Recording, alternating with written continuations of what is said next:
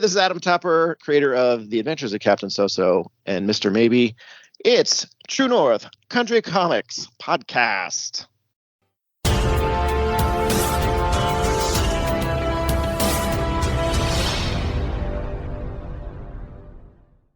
Welcome to the True North Country Comics Podcast, dedicated to promote Canadian comic book and graphic novel creators and supporters. I'm John Swinimer. If you want to drop me a line, you can contact me at john@truenorthcountrycomics.com. On this episode, I chat with Adam Tupper about The Adventures of Captain So-So and Mr. Maybe. This podcast is available on Apple Podcasts and Google Podcasts. It's also available on the True North Country Comics channel on YouTube. I invite you to like and subscribe. Currently residing in Toronto, with frequent trips to Ottawa, Adam has traveled all over Canada and the US showcasing his work.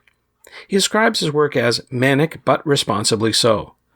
His work falls primarily into four main categories: pin-up art, mash-up design, horror, and what he calls geek gallery. As a full-time artist, Adam formerly had deep ties to both the geek and burlesque community. From 2013 to 2016, he was the owner and organizer behind Wonder Geeks Activate, which produced geek-themed events in Ottawa, Toronto, and all over Ontario and Quebec. He also co-produced the Ghoulesk Review, a Toronto horror-themed burlesque show, and was a co-creator of Error 404 Show Not Found, an Ottawa-based community TV series airing on Rogers 22 from 2015 to 2016. Once an occasional stage host, comedian, singer, he is currently dedicating the entirety of his time to pursue the arts. In late 2020, Adam decided to finally create his own comic book series entitled The Adventures of Captain So-So and Mr. Maybe. The 6-chapter comedy series follows the misadventures of a group of superheroes as they navigate life, adventuring, villains, pop culture references, and robots. Lots and lots of robots. And so, without further ado, here's my chat with Adam Tupper about the adventures of Captain So-So and Mr. Maybe. So, Adam Tupper, thank you very much for taking time to chat with me. Oh, thanks for having me. I appreciate your time. Before we get started with the questions, though, I want to ask you, if you remember, what was the first comic book that you read? Ooh, first comic book that I ever read. There's two answers to this question. The first answer is it was a Teenage Mutant Ninja Turtles comic based on the animated series that would have come out, I think, probably 1987. I'm old. We're all old. And it was on the top, on a stack of comics that my father had been saving for me to read as I was getting a little older. And it was the first one. And I remember being a fan of Teenage Mutant Ninja Turtles and the cartoon. And I was like, okay, like I'm into this. I'm going to get down with it. But I'd say the first series that really hit me as far as memory goes is Uncanny X-Men. Okay. Chris Claremont. I used to be homesick from school with whatever, because you're kids, you're sick all the time, and I had every issue from, I think it was 1983 through to 1996. So I would be like 8 years old, 9 years old, day off of school for being sick, and I had literally 60 comic books, 70 comic books to go through, and I would just pile through Chris Claremont's, I think it was X-Men 201 all the way to like 270 or something like that. Is a memory that I had. And it's just like characterization and just this long form storytelling that blew me away. I mean, this was before long-time storytelling was a thing in media. It was only in comics, but nobody in my mind did it better than Chris Claremont back in the day. Just hugely impactful to me as a person. Do you remember what that was when it started? Was that the Extinction event, or was it before that?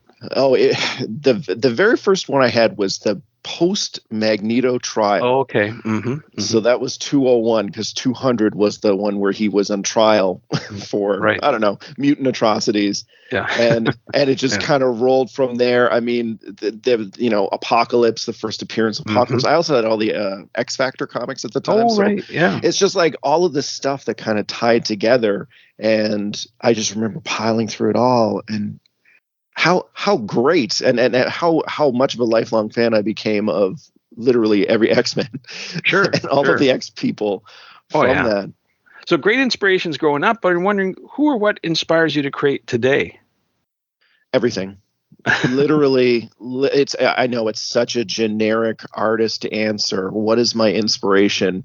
Getting up and breathing. but it's very true. Like, I mean, the comic is 100% a creation of like my love of pop culture. So it is movies, it is music, it is video games, it is books, it is comics.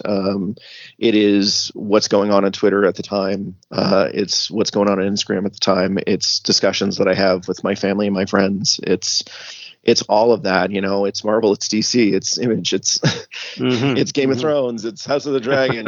It's literally everything, because I pull inspiration for all the art that I do, not just comic book related, but all the art from things that spark with me. And just by watching a TV show, it could be about like ghosts from like 30 years ago, or Unsolved Mysteries, or Big Mouth on Netflix. It could be literally anything, and it'll spark an idea in me of something that I want to make art of. And it's literally everything. Like, I cannot get enough of everything. That's what drives me, is like, oh, I got to watch the latest thing that I'm interested in, because I don't know if it's going to relate to something I'm going to want to create, or an idea that's going to formulate something down the road. Yeah, no, and that shows in the preview copies you sent me of your latest ongoing project, The Adventures of Captain So-So and Mr. Maybe. There's definitely a pop cultural feel to it. So maybe for those not familiar with that story and what it's about, can you talk a bit about it? Maybe what inspired you to write it? Yeah, I mean, this is actually my first comic book series ever that I've ever done on my own. So in order to, I guess, plan for it, what I wanted to do was pull from the things that interested me. And Captain So-So and Mr. Maybe is a very silly story about two guys. They're kind of slackers. They're in the late 20s, and they just like me, they watch a lot of, you know, TV and movies and play video games, and they kind of live that nostalgia life. And now they have powers, and they're like, well, we want to do something with this. You know, we've watched media about superheroes for dozens of years. We want to be a part of the solution. We want to help out, but they're not really good at it, because there's no, they don't have any frame of reference outside of pop culture. And that's not really conducive to being like a good real world superhero. So they're kind of floundering a little bit and trying to figure out their way through. And there's, of course, this huge cast of characters that they end up meeting throughout the story that kind of formulate how they're going to be heroes, and what it looks like to be a hero. But the story is about not just them, but also, you know, Superiora, who's the main female character, and her journey, and how she approaches being this, you know, overworked and underappreciated hero now that there are a bunch of heroes everywhere, and my group of super losers, and how they kind of are in the same journey, but in different ways as Captain So-So and Mr. Maybe, of trying to find their own herodom. And the Superstar League, the female and female identified team of characters who are kind of established, but also, you know, like maybe they're a little over the idea of what the newness of being a superhero, and it's more like a job to them. So it's all of these kind of different characters floating through this story of silly. If it feels silly, it's supposed to be, because there's so much serious superhero stuff that I wanted it to be really silly. I'm very silly. I live a silly, sure. I'm a silly, whimsical human, and I wanted to apply that to this superhero comic. I love superheroes. I love pop culture, and I love kind of having fun with a world that is traditionally not known for a lot of people having fun with it. I wanted to jump in and do that myself. Exactly. Yeah, the story definitely seems to be making fun of the comic superhero tropes. So I guess satire is definitely your focus for this. Although as much as you love it, you're sort of like doing wink winks to the audience going, hey, look, see, this is very silly, right? It's really very meta, because I enjoy meta comedy. I love it when anything within the realms of entertainment kind of, you know, looks at the audience and says, see what we're doing? Isn't this weird? Isn't this crazy? I enjoy immensely that kind of world. So I wanted to make sure we had that outlet with this, of that breaking of the fourth wall, of that analysis of the culture of being a superhero, because it is inherently funny and weird to think of people putting on costumes and fighting bad guys, and how that whole thing would process.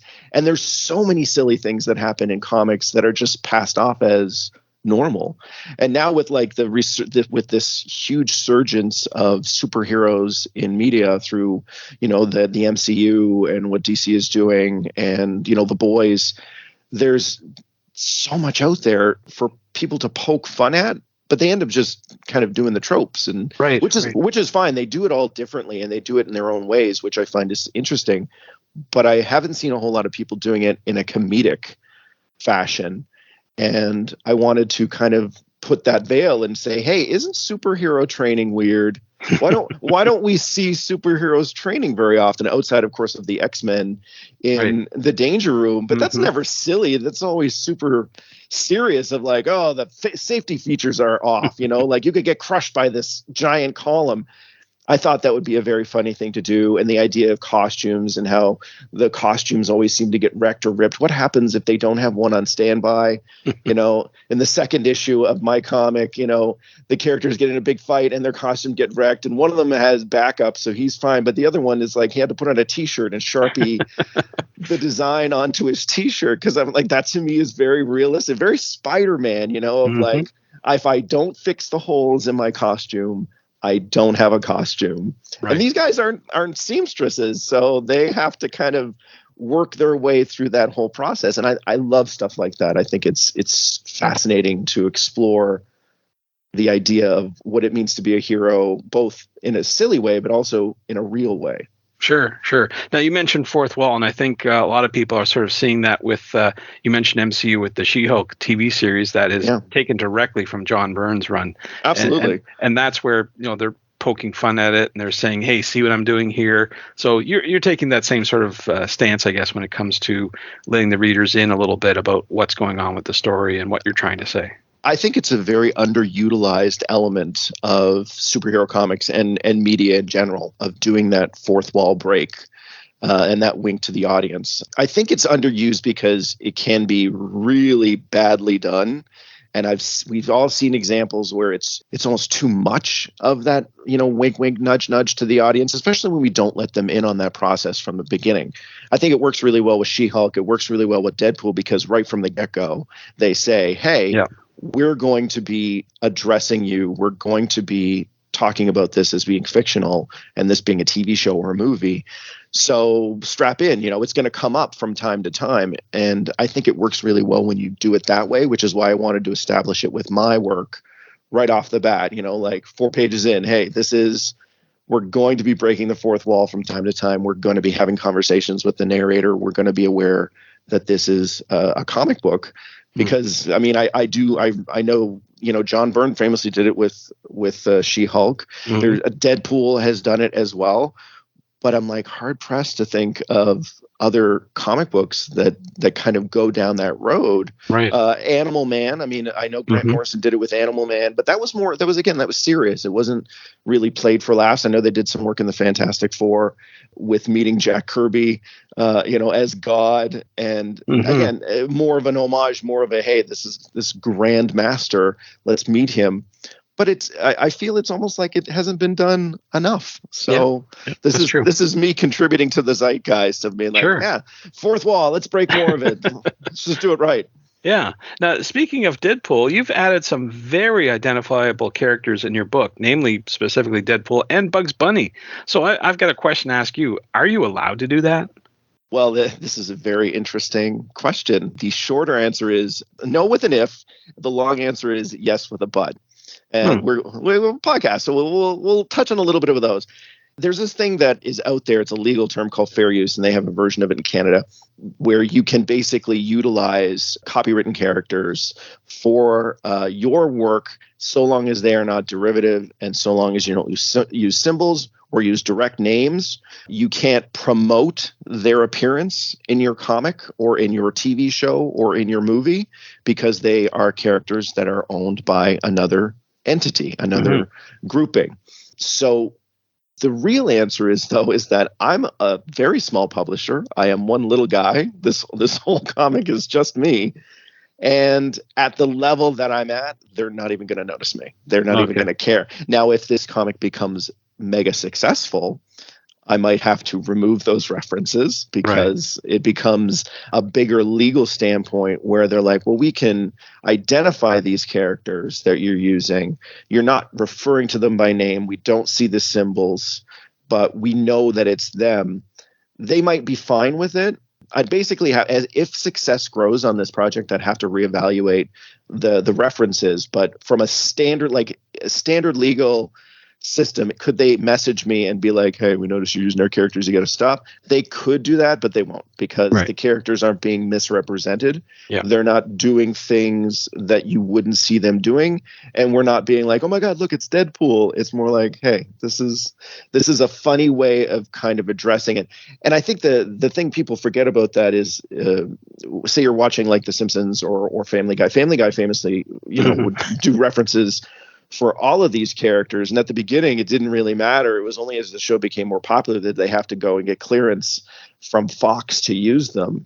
So it's complicated is the best way to do it. The best way. It's a very complicated thing. I'm not going to get sued. I'm not, I'm not in trouble, but if the book becomes more popular, I would have to reevaluate those jokes, and I have plans to reevaluate those jokes. But I thought it would be fun, and I thought it would be a fun thing to showcase that this is a world where anything can happen, and that there's references in every issue of for different characters that I thought would work in the context of the book, things that I was a fan of that could be slid in as these little nods. We see Deadpool and Bugs Bunny in the first issue. We see Sonic the Hedgehog in the second issue kind of quickly show up. And that was a fun thing to be able to tie it to both the movie and the video game. And the actor that voices the character in the movie.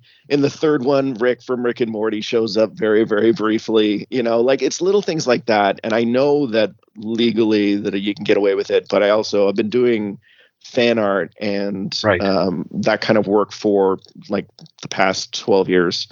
And I know very carefully what the lines to walk on are these. That's why I can never recommend that people do it, because you got to do it right. The way that it's done in my comics is the way that you're supposed to do it, but you also have to have a backup plan in case somebody shows up and says, Yeah, exactly. Yeah. Good. Okay. Well, I want to switch gears now and talk about the tools used to create your art, because you're also the artist on your books. Yes. Can you walk me through your creative process and the tools that you use? Yeah, I mean, it's a little bit of it's almost hard to talk about it just in the standard of the art, because when I first came up with the story, what I did is I wrote out the story and did rough paneling for the entirety of the 6 chapters, the 6 issues that I was going to do before I even started doing any final art. So I actually have like 140 pages of, it's like a Bible of little chicken scratch along the sides of like the dialogue and what I wanted the characters to do alongside the very rough, and well, most of the time they were relatively rough thumbnails, but sometimes you go a little further in the detail because you get excited about it. And that took about 6 months. That took about 6.5 months to do the 140 pages that I wanted to do, and make sure the story flowed, and make sure that each panel flowed well, especially since I had not done this to this degree before. But for me, on a standard month, I mean, the script is written and it's finalized, and I have the dialogue written out. I know exactly what the character's going to say. I will go in. This is all actually traditional pencil work. So it's pencil. It's a piece of paper. It's drawn out. It's inked out, and then scanned into my computer, and it's all colored and digitally edited and lettered in Photoshop. Ah, okay. Because there were some pages I thought were done by computer. To tell you quite honestly, I was a little. That's why I asked about your your style of art. And Yeah. I was kind of curious about that. Yeah, I mean, the way that it works for me, the way that I learned how to do this years and years ago was with a pencil and a piece of paper and ink, and to get that done and scan that in, and then create that digital format for it, and then add the colors. And when I started doing this project, I had a very specific color scheme in mind for it, because I did want to evoke the idea that it could be an animated series, or that it was it felt animated. So, but that's all done digitally. But as you've seen, some of the pages are full watercolor. This is the in many ways, Captain So-So and Mr. Maybe is a culmination of the decades of being an artist. And I wanted to really showcase the full area of my talent base. So, it is writing, it is drawing, it is pencils, ink, but it's also watercolor. So I can really get and showcase the different styles that I'm comfortable with. There's a lot of, it's regular comic book cartooning influence, but there's also like anime and manga reference for the style that's in there. There's also a little bit of film noir. And I wanted to really kind of pull from every area of my brain of making this a project that was challenging for me. And that's how we got to the point we are right now. Very good. Well, we're here talking about your book. I'm wondering how you'll be promoting it, though. Do you have any plans to attend conventions or festivals or any other type of promotion? Oh, absolutely. I mean, I've already been to Ottawa Comic Con in September. So that was actually the rollout for the physical printed book. And from there, it's really just as many conventions as I can start booking that I can get to that are financially within my wheelhouse. But I'm probably going to be doing the Toronto Comic Arts Festival next April. Toronto Comic Con in March is definitely on the books for me to do. I'm looking at Montreal next year. Really, there's no limit. This is a first time thing for me. And I know that the best way to get it out there is to meet people and to, show it to them face to face, have them see the cover, have them be able to pick up the comic and flip through it. And I wasn't able to do that until Ottawa Comic Con, because I didn't have any copies printed. Printing's expensive. I'm sure other artists have mentioned that. It's an expensive process. So now that I have a printed first issue and there's been some interest, literally anything I can get to, any place that I can get to on a train or on a plane, as long as I can afford it, right. I'm gonna be going there. The comic is also out at Strange Adventures in Halifax. I used to live in Halifax. Nice. I'm born and raised, and I know the owner of Strange Adventures, so they're carrying copies there and at their Fredericton store. Same with in Ottawa, the comic book shop on Bank Street. I have some copies there because I know some of the people involved, and I've done a bunch of things within the city of Ottawa in the past. And in Toronto, I actually have some comics at currently The Beguiling and Silver Snail. Nice. So it's getting out there, and there's more comic book shops planned. I'm getting in touch with more comic book shops. The promotion is just starting. Like, I want to basically reach as many people as possible with this, because I do love it. I'm obsessed with my work, and I think it's good. So I want to get it out there and show it to people. So of course, every method possible. I'm thinking in 2023, there's not going to be a place where you can't find me. Okay. It's just going to be everywhere. Super. Well, you've mentioned 6 issues when you were talking about your project. I'm wondering, do you have any other up and coming projects that you can talk about?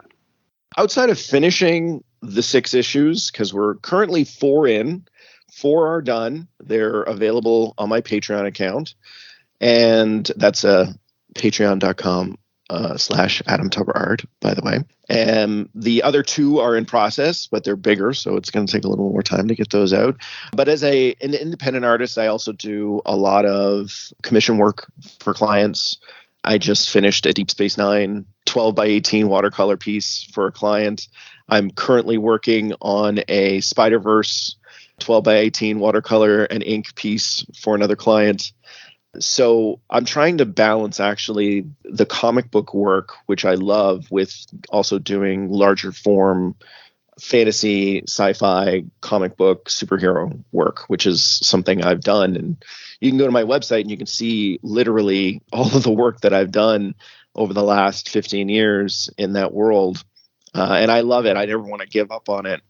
So I have a few big projects outside of the comic book planned for the new year, but I'm also really thinking about what the next volume is going to be, because I do know how this volume ends. I do know the end of the 6 issues. I do know what happens to Captain So-So and Mr. Maybe and all of the characters. And I think there might be more. There's more story. So I'm thinking very early in the stages of thinking, what are we going to do next in that world? So a lot of stuff. Sure. I don't like to be bored. I get very upset when I'm bored. I like to keep my brain moving, and art and creating is one of the ways I do that. Now, it sounds like you're going to be busy. So you mentioned a website. Where do you recommend people go to find out more about your current and your future projects?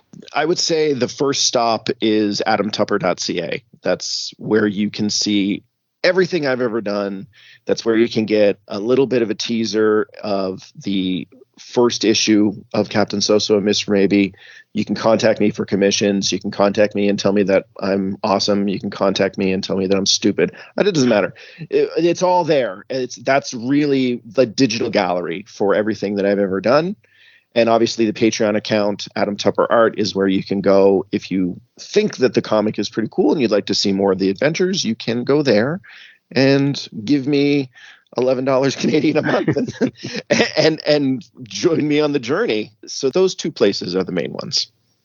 Very good. Well, Adam, those are all the questions I have for you, but I'm wondering, is there something I didn't ask that you want to get across in this interview?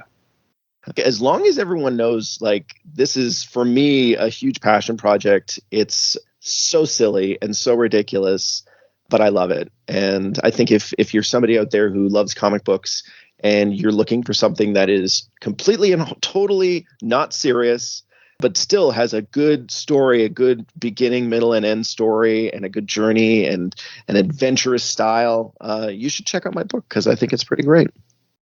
Thanks to Adam for the chat. You can discover more about Adam on Instagram at Adam Tupper and online at adamtupper.ca and on patreon.com/AdamTupperArt. And thanks to you for listening to the True North Country Comics podcast. If you haven't done so already, please subscribe to and like this podcast on Apple Podcasts. And please leave a good rating. Also check out the TrueNorthCountryComics.com website and follow along on Twitter at True North Comics. True North Country Comics is now on YouTube. Please like and subscribe to that video channel and hit the notification button. Please send your feedback to John at TrueNorthCountryComics.com. Thanks again for listening, and come back soon for another episode. Bye for now. True North Country Comics Podcast is copyright True North Country Comics, copyright 2022.